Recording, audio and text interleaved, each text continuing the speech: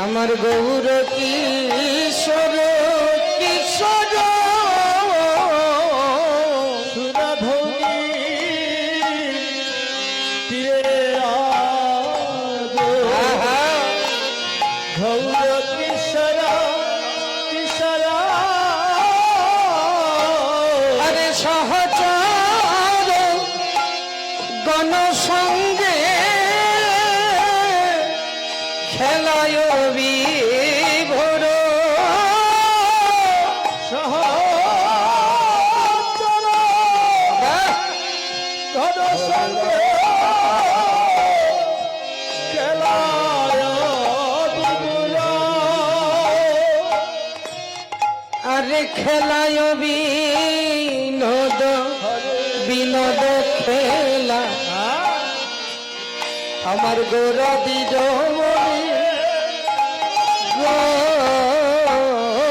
খেলায় বিনোদ খেলা আমার ঘোরা দিজ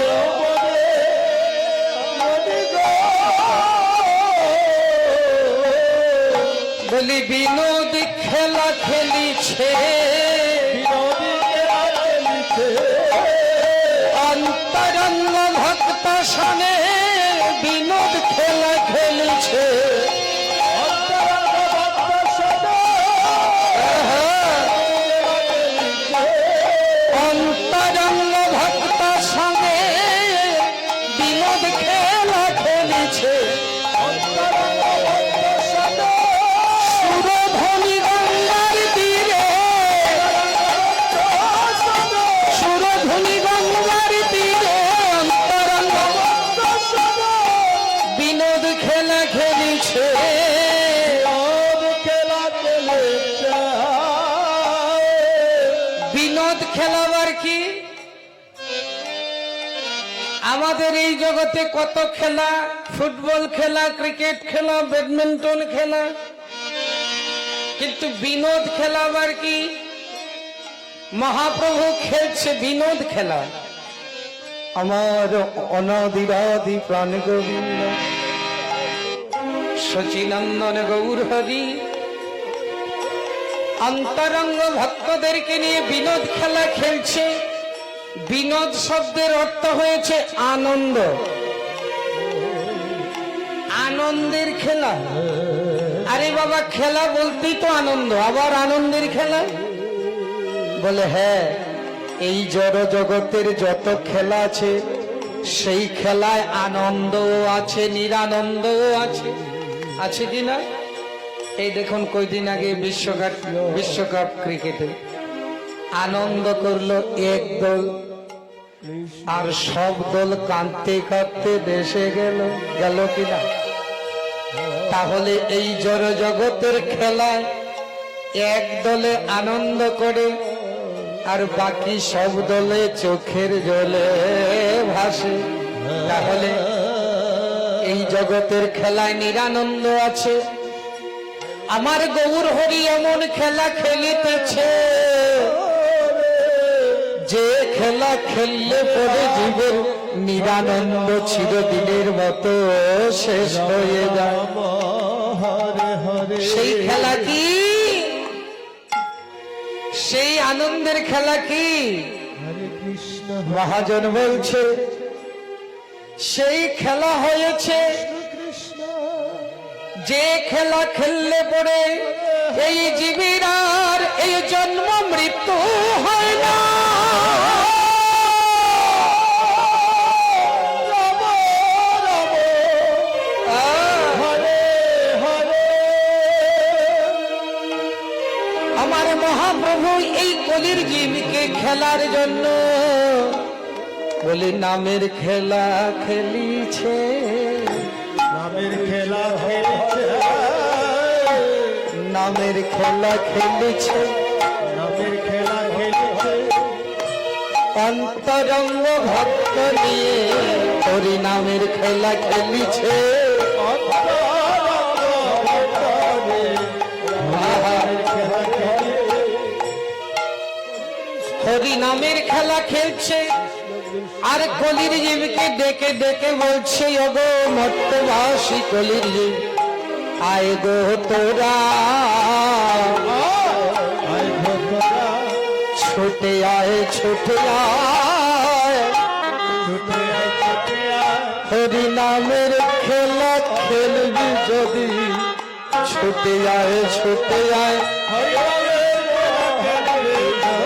আহা ছুটে আয় ছুটে আয় হরি নামের খেলা খেলবি যদি তোরা ছুটে আয় ছুটে আয় হরি নামের খেলা খেলবে গৌর হরি ডেকে বলে হরি বল, গৌর হরি ডেকে বলে ছুটে আয় ছুটে আয় আরে খেলায় বিনোদ খেলা আমার গোরা বনমালী হরি খেলায়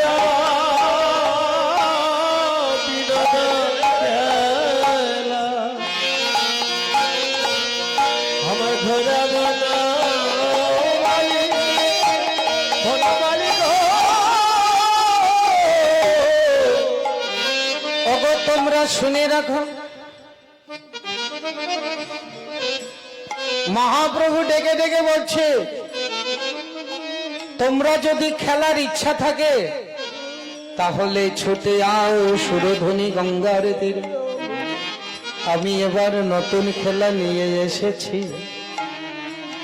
যে খেলা খেললে পরে জীবের জন্ম মৃত্যু হয় না এই জগতের খেলাতে এক দল জিতে আর সব দল হারে আর আমার মহাপ্রভু যে নামের খেলা নিয়ে এসেছে এই খেলা খেললে পরে খেলা যেই খেলে সেই জিতে সেই খেলে সেই জিতে আমার গৌর হরি নামের খেলা যেই খেলে সেই জিতে আমার গৌর হরি নামের খেলা যেই খেলে সেই জিতে গৌর হরির নামের খেলা যেই খেলে সেই জিতে গৌর হরি নামের খেলা বলিয়ে জগতে কে হারে না গো হরি হরি বল। এ জগতে কে হারে না গো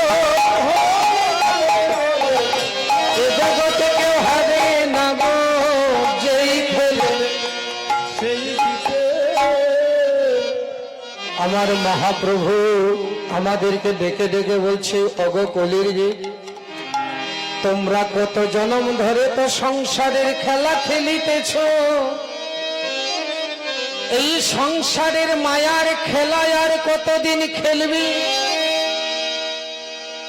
মায়ার খেলায় আর কতদিন খেলবি খেলতে খেলতে কত জনম চলে গেছে এবার ছুটে আসো হরি নামের খেলা খেলবে হরি নামের খেলা কিন্তু দুঃখের বিষয়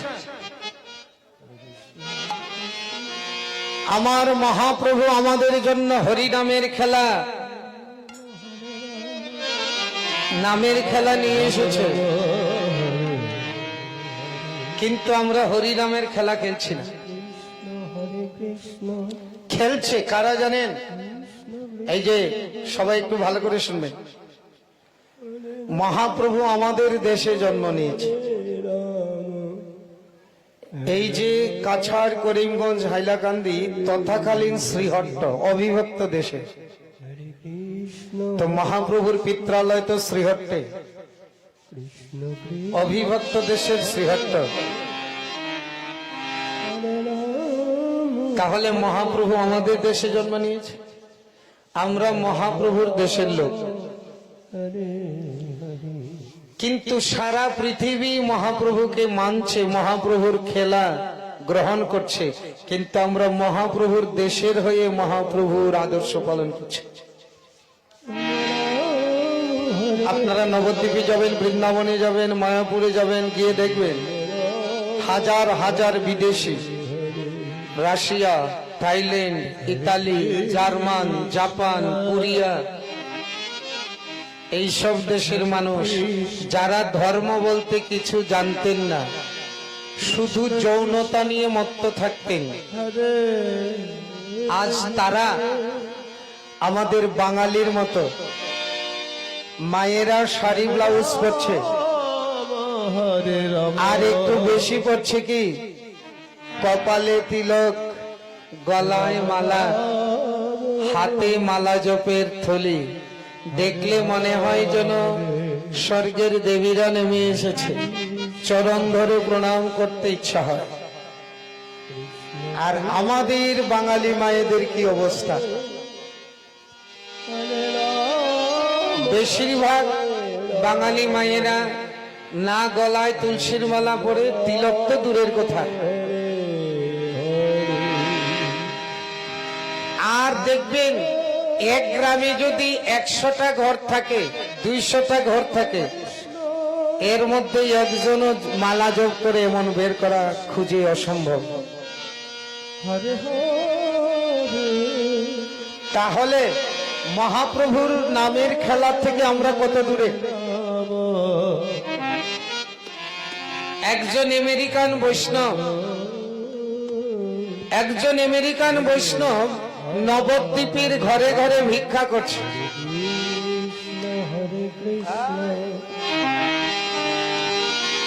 একজন আমেরিকান বৈষ্ণব নবদ্বীপের ঘরে ঘরে ভিক্ষা করছে।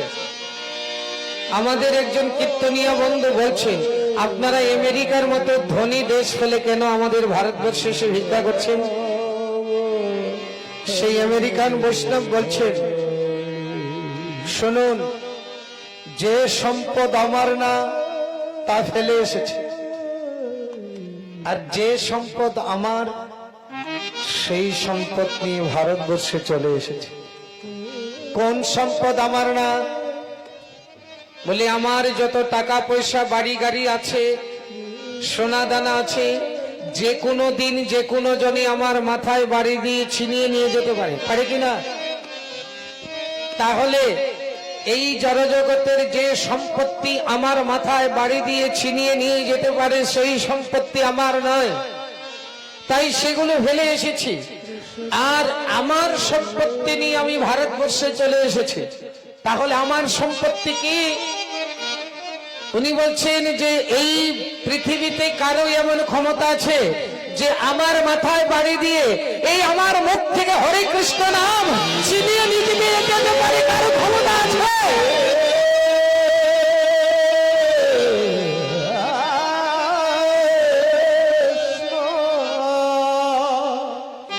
তাই যে হরিনাম আমার মুখ থেকে ছিনিয়ে নিয়ে যেতে পারে না, সেটাই হয়েছে আমার একমাত্র সম্পদ। এই যে আপনারা হরিনাম শুনছেন, এর ভাগ কেউ নিতে পারবে না, আর এই হরিনামের ফল আপনারা পৃথিবীতে রেখে যেতে পারবেন না। যেখানে যেখানে জন্ম নেবেন সেখানে সেখানে আপনাদের সঙ্গে যাবে। আমেরিকান বৈষ্ণব বলছে, তাই হরিনাম সম্পত্তি নিয়ে আমি চলে এসেছি। একজন আমেরিকান বৈষ্ণব নবদ্বীপের একজন ঠেলাওয়ালাকে প্রণাম করছে। ঠেলাওয়ালা বলছেন, আপনি বৈষ্ণব আর আমি ঠেলাওয়ালা, আপনি আমাকে প্রণাম করছেন কেন? আমি আপনাকে প্রণাম করব। আমেরিকান বৈষ্ণব বলছেন, ভাই, যদিও আমি বৈষ্ণবের বেশটা পড়া, তবু আমি আপনাকে প্রণাম করছি। কেন? বলছে, প্রণাম করছি সেই জন্য, আপনি তো আমার গৌর দেশের লোক, আমার মহাপ্রভুর দেশের লোক। যদিও আপনি ঠেলাওয়ালা, তবু আপনি আমার গৌর দেশের লোক, তাই আপনাকে আমি প্রণাম করছি। আর প্রণাম করলে আশীর্বাদ দিতে হয়। আপনি আমাকে আশীর্বাদ করেন, ভবিষ্যতে যদি আমার কোনোদিন জন্ম হয়, তাহলে ওই অন্য কোনো বিদেশে না হয়ে যেন এই ভারতবর্ষে আমার জন্ম হয়।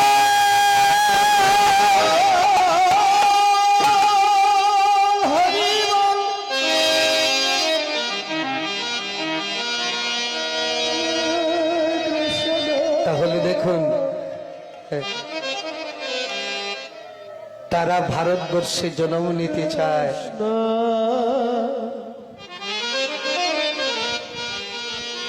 আমরা কেমন দেশে জন্ম নিয়েছি? মহাপ্রভুর দেশে, মহাপ্রভুর জাতি, মহাপ্রভুই বাঙালির ঘরে জন্ম নিয়েছে। আর আমরা মহাপ্রভু থেকে কত দূরে আছি। মহাপ্রভু তাই এই হরিনামের খেলা নিয়ে এসে আমাদেরকে ডাকছে। হ্যাঁ, হরিনামের খেলা আজ সমস্ত বিশ্বে হরিনামের খেলায় মত্ত, কিন্তু আমরা বাঙালি অনেক পিছিয়ে। এখানে 8টি গ্রামে মিলে নামযজ্ঞ হচ্ছে তো না? 8 গ্রামের মধ্যে 8 জন কি মালা জবদারি বের হবে? কি বাবা? এখানকার কীর্তন শুনে যদি 8 গ্রামের 5 জনও যদি মালা জপ গ্রহণ করে, তবে মনে করবেন কীর্তন সফল। হরে আমার মহাপ্রভু এই নামের খেলা নিয়ে এসেছে আমাদেরকে খেলানোর জন্য। কৃষ্ণ যে খেলা খেললে পরে কেউ হারে না, সবাই জিতে। এই খেলা কে খেলেছিল? খেলেছিল ধ্রুব, খেলেছিল প্রহ্লাদ, তারা আজও অমর হয়ে আছে। তাই আমাদেরকে ডেকে ডেকে বলছে, ওগো ওই হরি নামের খেলা যেজন খেলবে, তোমরাও চিরদিনের মতো অমর হয়ে যাবে। তাই মহাপ্রভু ডেকে ডেকে আমাদের বলছে, এসো তোমরা খেলো, নামের খেলা খেলো। কেননা সংসারের বিষয়ের খেলা তো কত জীবন ধরে খেলেছো, হরি নামের খেলা থেকে বঞ্চিত হয়ে। তাই তোমরা এসো, এখনো সময় আছে। তাই মহাজন বলছে, খেলা যোগিনী গো খেলা গোরা বনমালী, পুলিনে বিহার করে ভকত মন্দ। আচ্ছা, এই জগতের খেলার কিছু সরঞ্জাম লাগে, যেমন ফুটবল খেলতে ফুটবল লাগে, ক্রিকেট খেলতে ক্রিকেট বল লাগে, ব্যাট বল লাগে। কিন্তু হরি নামের খেলা খেলতে কি লাগে? বলি হরি নামের খেলা খেলতে কিছু সরঞ্জাম লাগে। কি? খেলিবারে প্রবন্ধে নীল খোল করো তাল। এই হরি নামের খেলা খেলতে খোল করো তাল। খোল করে তালি হয়েছে হরি নামের খেলার একমাত্র উপাদান। খোল করে তাল নিয়ে গৌর হরি সুরধ্বনির তীরে নামের খেলায় মত্ত, পুলিনে বিহার করে ভকত মন্ডলী। তো সারাটা দিন খেলতে খেলতে হঠাৎ দেখে বেলার বেশি নাই, হঠাৎ দেখে বেলার বেশি নাই। তাই মহাজন বলছে, আরে বেলি অবসান গৃহেতে চলিলা,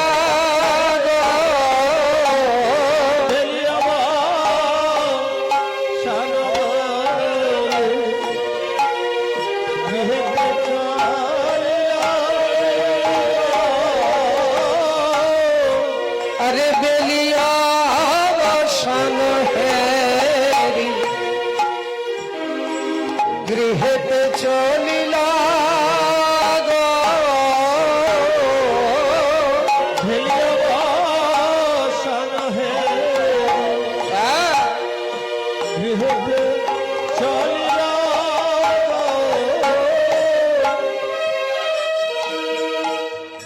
খেলতে খেলতে খেলতে খেলতে যখন বেলায় অবশেষ হয়ে যাবে, তখন আমাদের সবার ঘরে যাওয়ার ইচ্ছে হয়। এই যে আমরা সবাই সকালবেলা এসেছি খেলতে, আমরা সবাই সকালবেলা আসি। আমরা যদি সবাই সকালবেলা আসি তাহলে বিকালবেলা কে আসে? বলে বিকালবেলা কেউ আসে না। আমরা সবাই সকালবেলা আসি। কোন সকাল? ওই সূর্য যে উঠেই সকাল নয়, মানে আমাদের জীবনের সকালবেলা।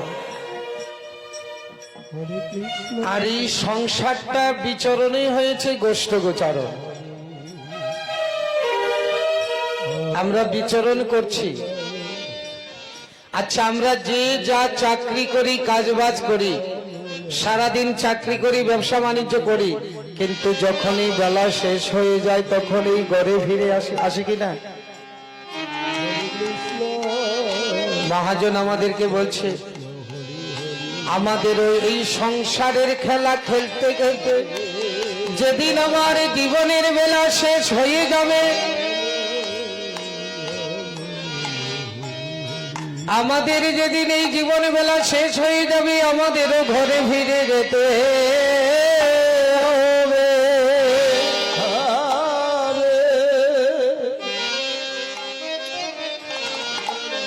তবে কোন ঘরে যাব সেই ঘরে তো ঠিকানা জানি না।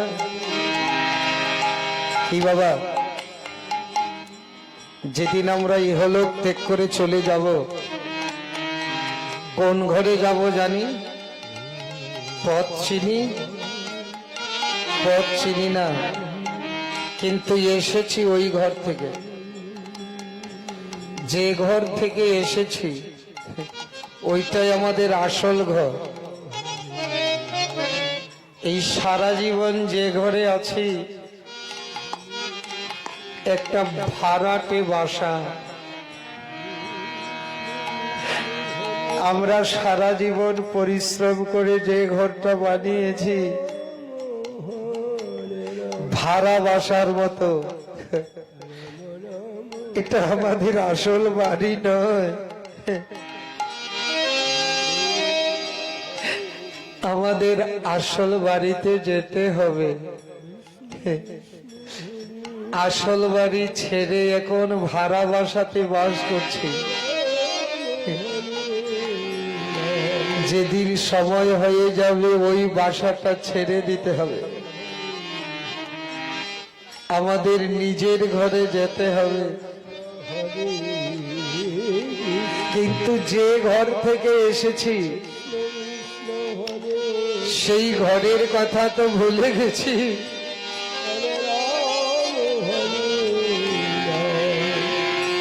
বেলা যখন শেষ হয়ে যাবে, অর্থাৎ জীবনের বেলাটা যখন শেষ হয়ে যাবে, আপনার সারা জীবনের পরিশ্রম করা ঘর থেকে আপনার ছেলে মেয়ে ভাই বন্ধু আপনাকে ধরে নিয়ে আপনার সারা জীবনের পরিশ্রম করা ঘর থেকে ঘরের বাহির করে দেবে। কিন্তু যেদিন আমাদেরকে এই ঘর থেকে বাহির করে দিবে, সেদিন আমরা কোন ঘরে যাব সেই ঘরের তো সন্ধান জানি না। তাই মহাপ্রভু আমাদেরকে শিক্ষা দিচ্ছে, ওগো কলির জীব, যে ঘরটা বানিয়েছ সেই ঘর থেকে তো একদিন সবে মিলে বের করেই দিবে। তাই একদিন যখন বের করেই দিবে, তাহলে কাজ করো, দুদিন আগে ঘরের বাহির হও, দুদিন আগে ঘরে বাহির হও না, কেননা একদিন বাহির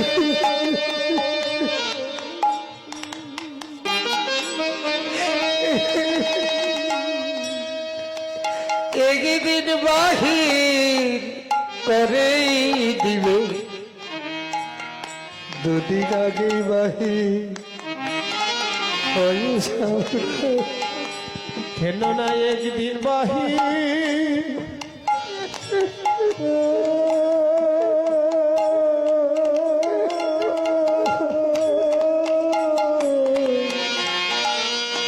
করে দিবে দুদিন আগে বাহির ঘরের বাহির হও না একদিন বাহি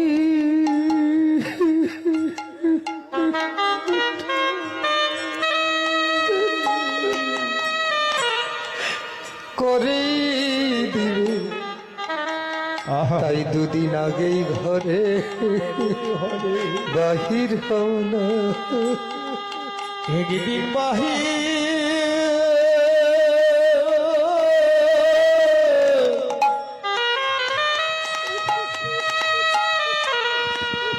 করে দিলে তাই দুদিন আগে ঘর বাহির একদিন বাহি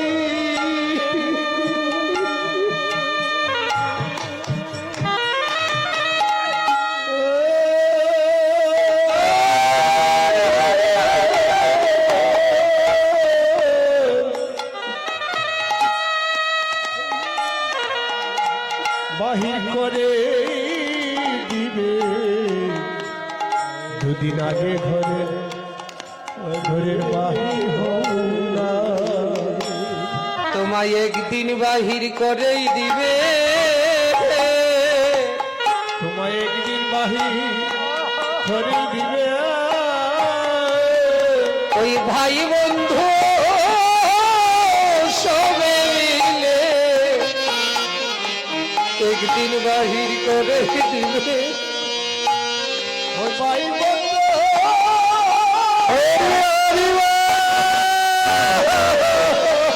একদিন বাহির করে দিবে তোমার ভাই বন্ধু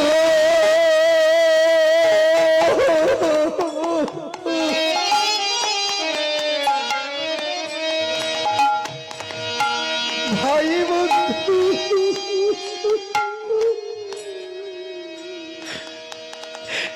সবে মিলে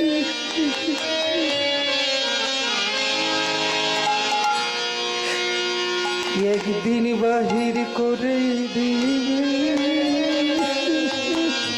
তোমার ভাই ভক্ত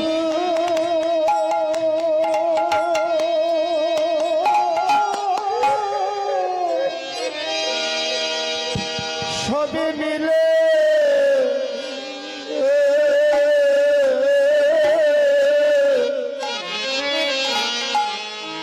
তোমায় একদিন বাহিরে ঘরে দিবে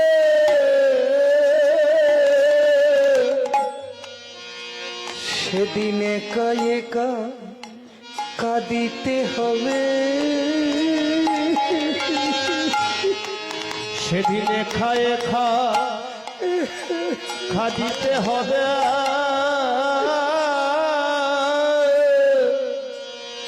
অজানায় চেনা পথে সেদিন একা একা কাঁদিতে হবে অজানা অচেনা পথে সেদিনে খায়ে খাদিতে হবে অজানা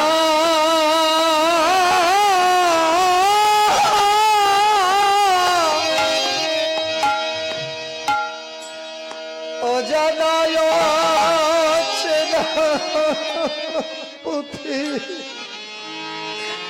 একা একা কাঁদিতে হবে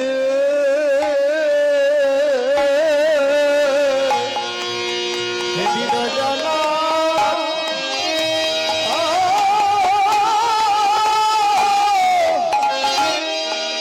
সেদিন অজানা অচিনা পথে তোমার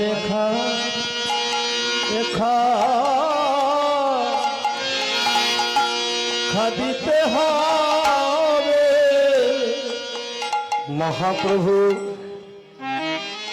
সেই জন্য মাত্র 24 বছরের বয়সে ঘর থেকে বাহির হয়ে গেল। 80 বছরের মা সচিমাতা,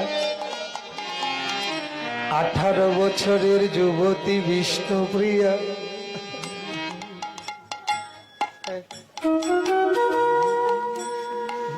তাদেরকে ঘরে রেখে মহাপ্রভু চলে গিয়েছিলেন। কেউ প্রশ্ন করেছিলেন যে মহাপ্রভু কেন ঘরের বাহির হলো? 80 বছরের বৃদ্ধা মাকে, 18 বছরের যুবতী বিষ্ণুপ্রিয়াকে রেখে কেন বাহির হলেন? মহাপ্রভু বলছে, ওগো শোনো, আমি একদিন বিকাল বেলা খেলতেছিলাম, কেউ গিয়ে আমাকে ডাকলো, নিমাই শোনো, তোমার বাবা স্বর্গে চলে গেছে। স্বর্গে চলে গেছে কথাটা যে মানুষ মরে যায় আমি জানতাম না। আমি বললাম, বাবা আমাকে খুব ভালোবাসে, যেখানে যায় আমাকে নিয়ে যায়। বাবা যদি স্বর্গে যায় আমাকে নিয়ে যাবে। স্বর্গে চলে যায় মানুষ যে মরে যায় আমি বুঝতাম না, কিন্তু ঘরে এসে দেখলাম সত্যি সত্যি আমার বাবা স্বর্গে চলে গেছে, মানে পরলোক গমন করেছে।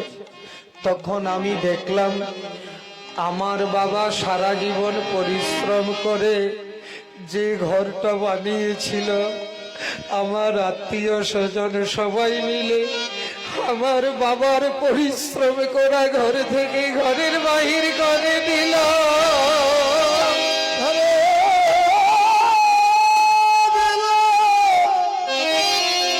তাই আমি মনে মনে চিন্তা করলাম, আমার বাবার সারা জীবনের পরিশ্রম করা ঘর থেকে যখন ঘরের বাহির করে দিল, তখন আমি চিন্তা করলাম আমাকে ওই একদিন এই ঘরের বাহির করেই দি। ঘরের বাহির করে একদিন ঘরের বাহির করে ঘরের বাহির করে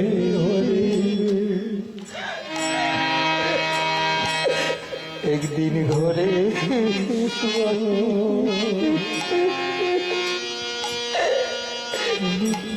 করেই দিবে।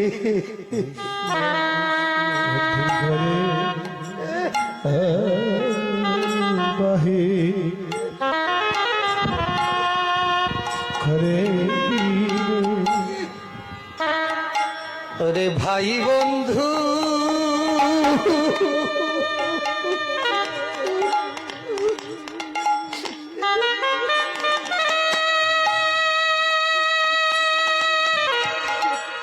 সবে মিলে একদিন ঘরের বাহির করে ভাই বন্ধু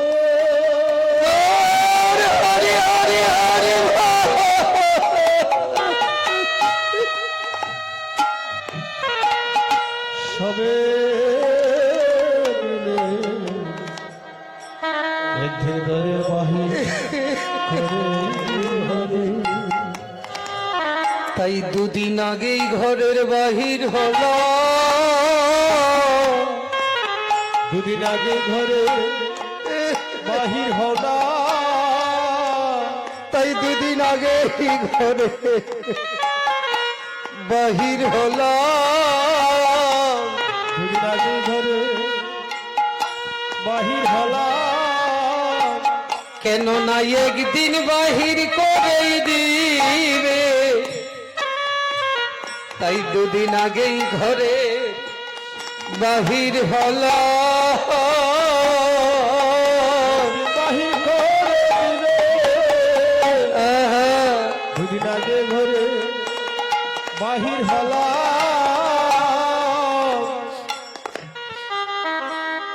এই ঘর থেকে যেদিন বাহির করে দেবে সেদিন কোন ঘরে যাব সেই ঘরের তো সন্ধান জানি না।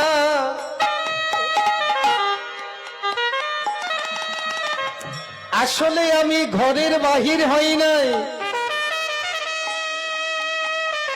আমি ওই ঘরের খুঁজে এই ঘরের বাহির হলাম। ঘরের খোঁজে ঘরের বাহির হলাম। ওরে আমাদের যে ঘরেতে যেতে হবে, এই ঘরের খোঁজে ঘরের বাহির হলাম। আমাদের ঘরেতে যেতে হবে,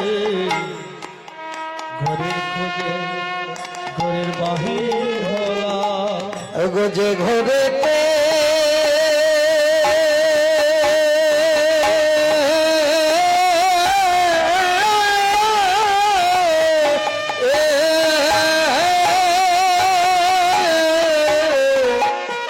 যেতে হবে, আমি সেই ঘরের খোঁজে ঘরের বাহির হলাম। ঘরেতে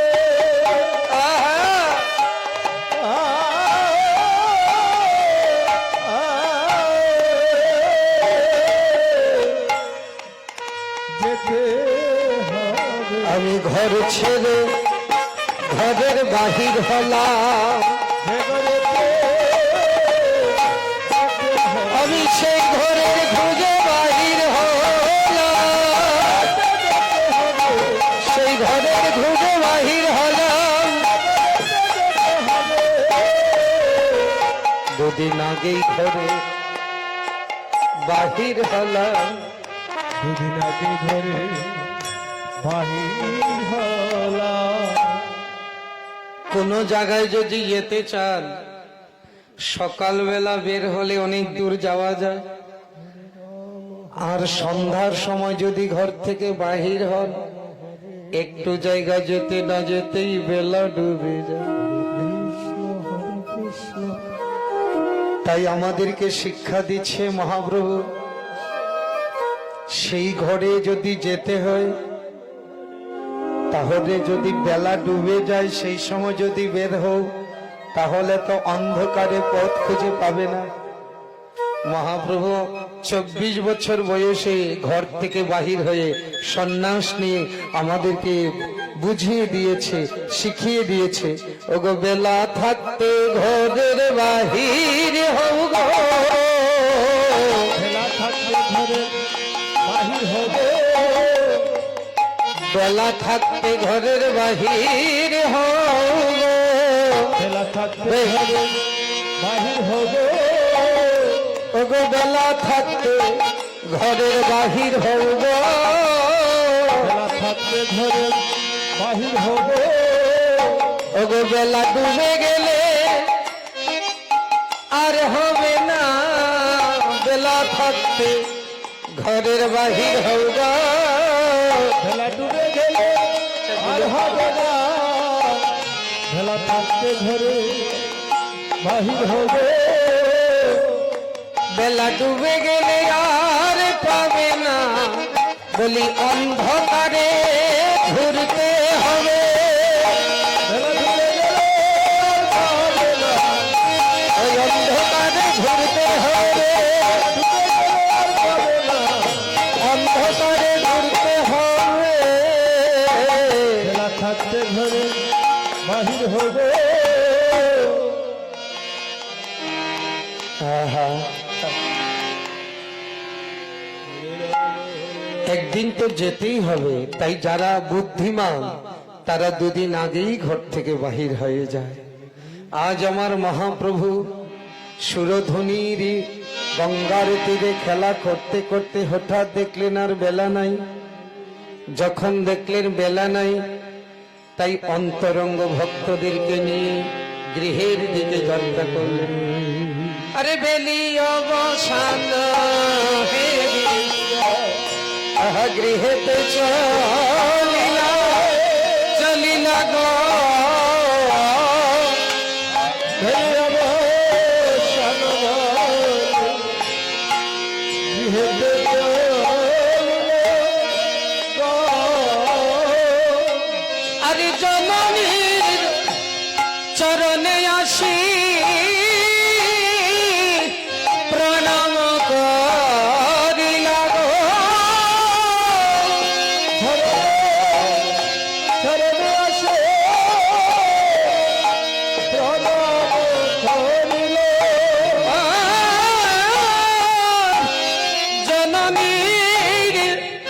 চরণে আসি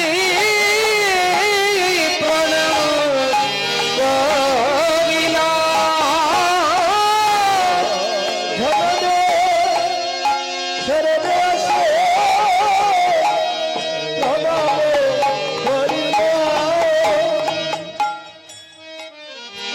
মায়ের চরণে এসে প্রণাম করলেন আর মাকে বললেন আশীর্বাদ করো মা, আশীর্বাদ করো মা, আশীর্বাদ করো মা, আশীর্বাদ করো মা, যেন হরি নাম গাইতে পারি, আশীর্বাদ করো মা, হরি নাম গাইতে পারে, আশীর্বাদ করো মা, যেন হরি নাম গাইতে পারি, আশীর্বাদ করো মা, হরি নাম গাইতে পারে, অহরহ দিবানিশি, হরি নাম গাইতে পারে, অহরহ দিবানিশি, হরি নাম গাইতে পারে, আশীর্বাদ করো মা। আশীর্বাদ করো মা। ভগবান হয়ে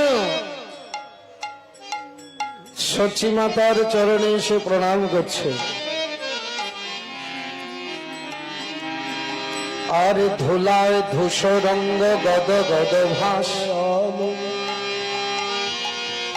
মহাপ্রভুর সর্বঙ্গে ধুলিতে ধূসর, ওই যে গড়াগড়ি দিয়েছে সুরধ্বনি গঙ্গার তীরে, সর্বঙ্গে ধুলিতে ধূসর। এদিকে বিকালবেলা সূর্য অস্ত যাওয়ার একটু আগে বিকালবেলার সূর্যের রশ্মিটা মহাপ্রভুর অঙ্গে পড়েছে আর মহাপ্রভুর অঙ্গ তেমনি তপ্ত কাঞ্চন বর্ণ, তপ্ত কাঞ্চন বর্ণ, সূর্যের রশ্মিটা পড়েছে আর ওই যে অঙ্গে যে ধুলিগুলো চকচক করছে। মহাজন দূর থেকে বলছে আহা দেখো মহাপ্রভুর অঙ্গে ধুলি যেন মুক্তা ঝরছে, ধুলি নয় ধুলি নেই যেন মুক্তা ঝরিছে। বড় বড় বালিগুলো চকচক করে না, মনে হচ্ছে যেন মহাপ্রভুর অঙ্গ থেকে মানে স্বর্ণের বৃক্ষ থেকে মুক্তা ঝরছে। আহা সচী মাতা দেখে বলছে এই শ্রীবাস, এই আচার্য নিমায়ের গায়ে এত ধুলি কে লাগিয়েছে? তোদের প্রাণীকে একটু দয়ামায়া নেই যে আমার নিমাই রঙ্গে এত ধুলা লাগিয়েছিস? কে এরকম কাজ করেছিস? মহাপ্রভুর সঙ্গে যারা ছিল তারা বলছে ও মা আমরা কেউ লাগাইনি। তাহলে কে লাগিয়েছে? বলে কে আর লাগাবে? তোমার নিমাই আজকে খেলতে গিয়ে আমাদেরকে বলছে এই শোন আমরা আজকে একটা নতুন খেলা খেলি। আমরা বললাম ঠিক আছে খেলবো। তো কি খেলা? তো তোমার নিমাই বলল আজকে আমরা যে খেলাটা খেলবো সেই খেলার নাম হয়েছে গড়ি খেলা, মানে কে কত গড়াগড়ি দিতে পারে। আমরা বললাম ঠিক আছে তাই হবে। তখন সবাই গড়াগড়ি খেলা খেলতে খেলতে ওমা তোমার নিমাইয়ের সাথে কি আমরা কেউ গড়াগড়ি দিয়ে পারি? উনি নিজেই গড়াগড়ি দিয়ে ধুলি মাখিয়েছে। আচ্ছা যিনি স্বয়ং ভগবান তিনি আবার ধুলায় গড়াগড়ি দিবে কেন? বলছে কেন জানো? শোনো, ভগবানের অনেক দিনের মনে বড় আশা ভক্তগণ আমার চরণ ধুলি অঙ্গে মাখে, তাই আমার অনেক দিনের ইচ্ছা আমিও একটু ভক্তের চরণ ধুলি অঙ্গে মাখবো। হরি বল হরি বল। ভক্ত ভগবানের চরণ ধুলি অঙ্গে মাখে, ভগবান ভক্তের চরণ ধুলি অঙ্গে মাখে। নিরপেক্ষং মুনিং শান্তং নৈর্বৈরং সমদর্শনম অনুব্রজান্মহম। যারা নিষ্কিঞ্চন, আমাকে ছাড়া কিছু জানে না, যারা কারো অপেক্ষা করে না, সবাইকে সমানভাবে দর্শন করে, আমি সেই ভক্তদের পিছনে পিছনে যাই। কেন যাই জানো? তাদের চরণধুলি আমার অঙ্গে লাগিয়ে আমি নিজেকে পবিত্র করতে চাই। শ্রীমদ্ ভাগবতী বলছে। তাই গৌর হরির আজ মনে ইচ্ছা হয়েছে ভক্তদের চরণধুলি গায়ে মাখবে, কিন্তু মহাপ্রভু যদি বলে আমাকে একটু চরণধুলি দেও, কেউ দিবে? আসতে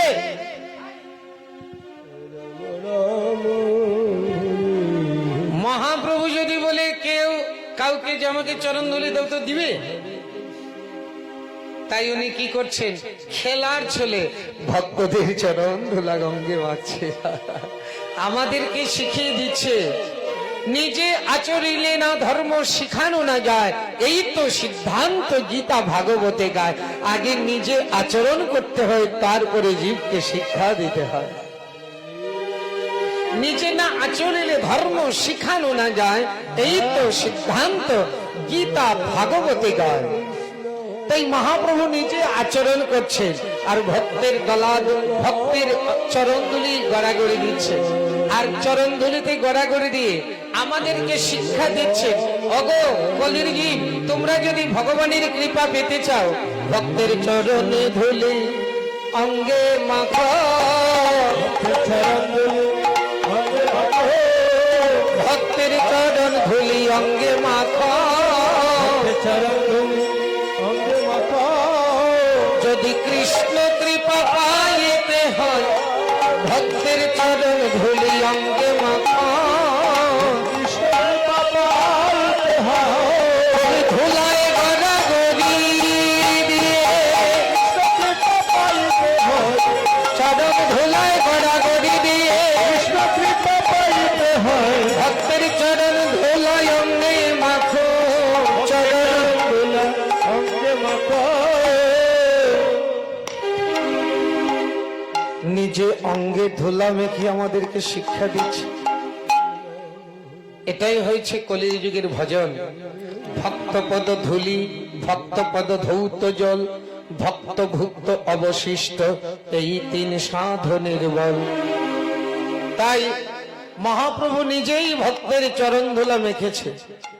ও তাই মা বলছেন, নিমাই কাছে আয়, কাছে আয়, আমি তো রঙের ধুলা ঝেড়ে দেই। দেখবেন সন্তানরা যদি গায়ে ধুলিবালি থাকে, মার কোথায় বস্ত্র পাবে? নিজের আঁচলটা দিয়েই মা সন্তানদেরকে ঝাড়ে, মুছে, করে না? নিজের আঁচলটা দিয়েই ঝাড়ে। তাই সচী মাতা নিমাইকে বলছে, আয় আয় নিমাই, আমার কাছে আয়, তোর সোনার অঙ্গে এই ধুলি মাখা আমি কি সহ্য করতে পারি? আয়। ধুলায় ধূসরঙ্গ গদ গদ ভাস, মা বলছে আয় নিমাই, তোর অঙ্গ মুছে দে। মা নিজের আঁচল দিয়ে নিমাইয়ের অঙ্গ মুছতে যাচ্ছে। এমন সময় বৈষ্ণব পদকবি বলছে, এ রাধা মোহন পহু করত হিয়া। বৈষ্ণব পদকবি রাধামোহন, এই দেখুন বৈষ্ণব পদকবির নাম, এই হয়েছে বৈষ্ণব পদাবলী। এই এতক্ষণে একটা পদ করা হলো, এতক্ষণে একটা পদ, এর নাম বৈষ্ণব পদাবলী। তাহলে বৈষ্ণব পদকবি রাধামোহন দাস বলছে, মা তুমি নিমার সর্বাঙ্গ পরিষ্কার করো, ঝাড়ো, কিন্তু আমার একটা নিবেদন মা, আমার অনেক দিনের একটা মনের আশা, কি? নিমার চরণ দুটি বাকি রেখো,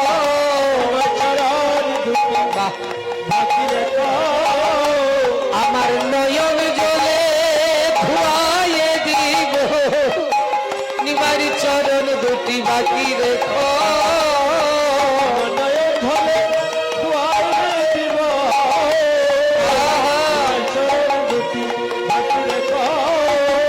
নিমার চরণ দুটি বাকি রেখো, নয়ন জলে ধুয়ায়ে দিব,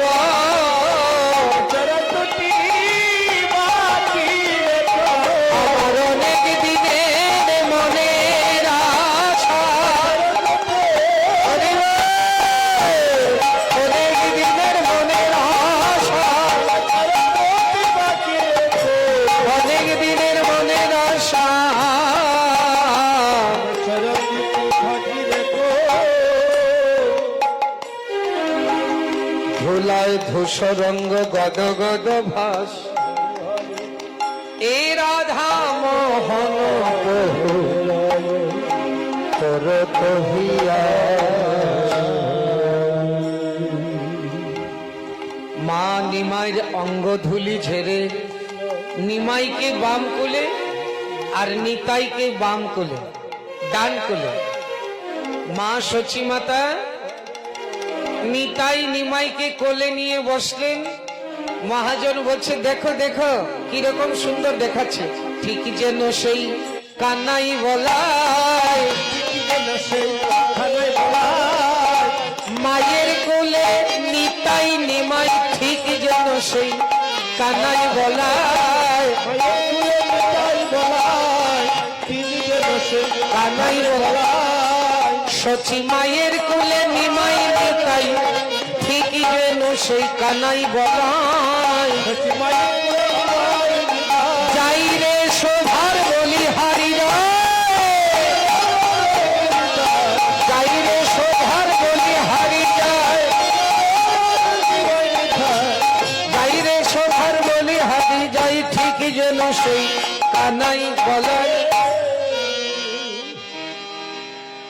এতক্ষণ আমরা নবদ্বীপ লীলা আস্বাদন করলাম, মহাপ্রভুকে ঘরে এনেছি। এখন আমরা গোবিন্দকে বৃন্দাবনে গিয়ে শ্রীকৃষ্ণকে ঘরে আনব। এর নামই ফেরত গোষ্ঠ বা উত্তর গোষ্ঠ। উত্তর গোষ্ঠ বা ফেরত গোষ্ঠ মানে মাঠের থেকে ঘরে যাওয়া, মানে আমরাও সংসারের বিচরণ শেষ করে আমাদের ঘরে যাওয়া। নিতাই গৌর। আহা